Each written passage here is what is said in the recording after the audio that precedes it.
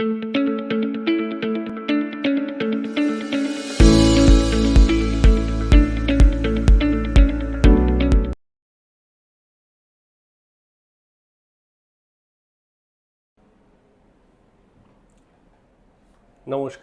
আমি doctor Rajib Bhattacharya, consultant medical oncologist, Peerless hospital, Kolkata.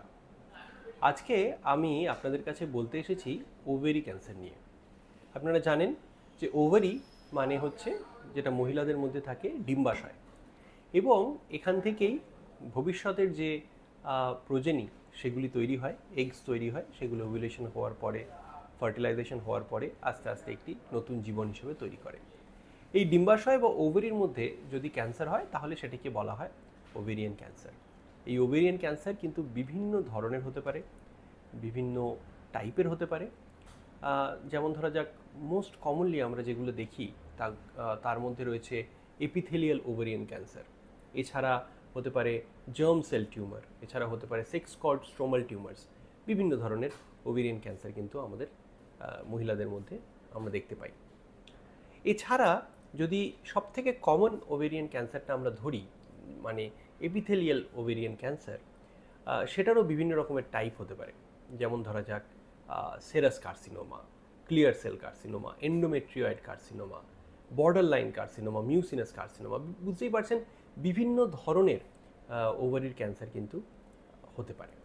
আরও একটা ইম্পর্ট্যান্ট ব্যাপার হচ্ছে, এই ওভারি ক্যান্সার মানে শুধুমাত্র যে ওভারিতে টিউমার হলো তাকেই আমরা ওভারি ক্যান্সার বলবো তা নয়। আমরা অ্যাকচুয়ালি একটা পুরো গ্রুপ অফ ক্যান্সার ডিজিজকে বলি। তার মধ্যে থাকে ওভেরিয়ান ক্যান্সার, থাকে ফেলোপিয়ান টিউব, অর্থাৎ কিনা যেই টিউবটার সাহায্যে ইউটেরাস আর ওভারিটা কানেক্টেড থাকে সেটাকে বলে ফেলোপিয়ান টিউব। সেই ফেলোপিয়ান টিউবের মধ্যে যদি ক্যান্সার হয় সেটাকেও আমরা ওভারি ক্যান্সারের মতোই ট্রিট করি। এছাড়া পেটের যে অর্গানসগুলো রয়েছে সেগুলো বিভিন্ন রকমের পর্দা তার মধ্যে ঝুলে থাকে। এই পর্দাগুলোকে বলা হয় পেরিটোনিয়াম।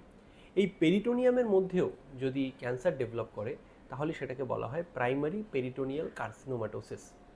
এই প্রাইমারি পেরিটোনিয়াল কার্সিনোমাটোসিস বা পিপিসি শর্টে আমরা বলি, এটাও কিন্তু এই ওভেরি ক্যান্সার বা ফেলোপিয়ান টিউব ক্যান্সারের সাথে একই গোত্রের মধ্যে ধরা হয়। এর চিকিৎসা, ডায়াগনোসিস, সিমটমস সব কিছুই কিন্তু মোটামুটিভাবে এক। অনেক সময় আমরা কিছু কিছু পেশেন্ট থাকে যাদেরকে আমরা ওভারি ক্যান্সার ডায়াগনোসিস করি, যাদের অলরেডি ইউটেরাস এবং ওভারি কাটা হয়ে গিয়েছে।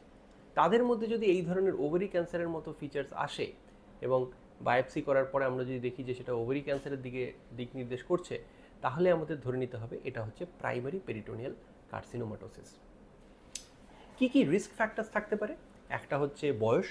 যখন কারোর বয়স যদি বেড়ে যায়, স্পেশালি 50 বছরের ওপরে গেলে মহিলাদের মধ্যে ওভারি ক্যান্সার হওয়ার সম্ভাবনা বেশি থাকে। যদি কেউ ঠিকমতো হাঁটাচলা না করেন, ওবিজ হয়ে যান, মোটা হয়ে যান, তখন কিন্তু তাদের ক্ষেত্রে ওভারি ক্যান্সার হয়ে যাওয়ার সম্ভাবনাটা বেড়ে যায়। এছাড়া কিছু কিছু ফ্যামিলিতে যেখানে অলরেডি ব্রেস্ট ক্যান্সার বা ওভেরিয়ান ক্যান্সার এর প্রাদুর্ভাব রয়েছে, তাদের মধ্যে কিন্তু ওভারি ক্যান্সার হওয়ার সম্ভাবনাটা বাড়ে। যেমন কারোর যদি নিজের ব্রেস্ট ক্যান্সার হয়ে থাকে, তারও কিন্তু পরবর্তীকালে ওভারি ক্যান্সার হওয়ার সম্ভাবনা সাধারণ মানুষের থেকে কিছুটা হলেও বেশি। এর মূল কারণ হচ্ছে কিছু স্পেসিফিক জিন আছে, যেটাকে আমরা বলি হোমোলোগাস রিকম্বিনেশন রিপেয়ার বা HRR জিনস। এই জিনের মিউটেশনের জন্য কিন্তু এই ওভারি ক্যান্সার ফ্যামিলির মধ্যে রান করতে পারে। হেরিডিটারি জিনস, এই জিনসগুলো কিন্তু আমরা ডিটেক্ট করতে পারি ব্লাডের মধ্যে, এবং এই ব্লাডের মধ্যে থেকে আমরা যদি কোনো পেশেন্টের এই জিন মিউটেশনটা ডিটেক্ট করতে পারি, তাহলে আমরা সেটাকে বলবো hereditary breast and ovarian cancer syndrome. এই ধরনের লোকদের কিন্তু শুধুমাত্র ওভারি ক্যান্সার নয়, সেই সাথে ব্রেস্ট ক্যান্সার হওয়ার সম্ভাবনাও থাকে। এছাড়াও লিঞ্চ সিনড্রোম বলে আরেক ধরনের ডিজিজ সিনড্রোম রয়েছে, যেখানে বিশেষ ধরনের জিন মিউটেশন পাওয়া যায়, যেটাকে বলা হয় MSI হাই। এই MSI বা মাইক্রোস্যাটেলাইট ইনস্টেবিলিটি হাই, এই ধরনের পেশেন্টদের কিন্তু ইউটেরাসের ক্যান্সার, ওভারির ক্যান্সার ইত্যাদি এগুলি হতে পারে। এবার কিভাবে এই ক্যান্সারগুলি কে আপনারা বুঝতে পারবেন যে কারো একটা ওভারি ক্যান্সার হয়েছে? অনেক সময় আমাদের পেশেন্টরা কিন্তু অনেক লেটে আমাদের কাছে প্রেজেন্ট করেন, বেশিরভাগ ক্ষেত্রেই তাই। তার কারণ হচ্ছে ওভারি ক্যান্সারের যে কমন সিমটমসগুলি আছে, যেগুলি জানান দেয় যে হ্যাঁ, তার একজন মহিলার মধ্যে ওভারি ক্যান্সার থাকতে পারে, সেগুলি ভীষণই নন স্পেসিফিক। যেমন একটা গ্যাস্ট্রাইটিসের মতো প্রবলেম, একটা ব্লোটিং, একটু অম্বল অম্বল মতো ভাব, একটু পেটটা ফুলে যাওয়া ভাব, যেগুলি আমরা অনেক সময় গ্যাস হয়েছে একটা প্যান্টোপ্রাজল খেয়ে নিলাম এই ভেবে ভেবেই, প্যান্টোপ্রাজল কন্ট্রোল করে দিচ্ছি এই ভেবে ভেবেই কিন্তু আমরা কন্টিনিউ করি।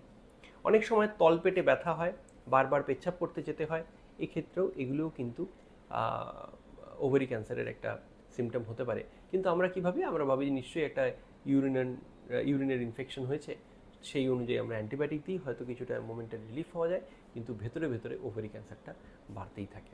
এছাড়া পেট ফুলে যেতে পারে, যেটা একটু লেট অবস্থায় আসে, যখন পেটের মধ্যে জল জমতে শুরু করে দেয়, খাবার খেতে ইচ্ছে হয় না, লস অফ অ্যাপেটাইট, একটু খেলাম তারপরেই পেটটা ভরে গেল, এই ফিচারগুলোও কিন্তু ওভারি ক্যান্সারের সাথে জড়িত। এবং আপনারা বুঝতে পারছেন এগুলো এতটাই সাধারণ যে আমরা এগুলোকে খুব একটা গায়ে মাখি না। বহুদিন ধরে হয়তো এই ধরনের সিমটম নিয়ে একজন পেশেন্ট রয়েছেন, সাধারণ ডাক্তারবাবুকে দেখাচ্ছেন, তিনি কোনো একটা অ্যান্টাসিড দিচ্ছেন, অ্যান্টিবায়োটিক দিচ্ছেন, দিয়ে পেশেন্টকে ফিট করছেন, পেশেন্ট হয়তো সিমটোম্যাটিক্যালি একটু রিলিফ পাচ্ছে এইসব ওষুধে, কিন্তু ভেতরে ভেতরে ক্যান্সারটা কিন্তু বাড়ছে। কাজেই ওভারি ক্যান্সার এটা মহিলাদের মধ্যে কিন্তু যথেষ্ট কমন।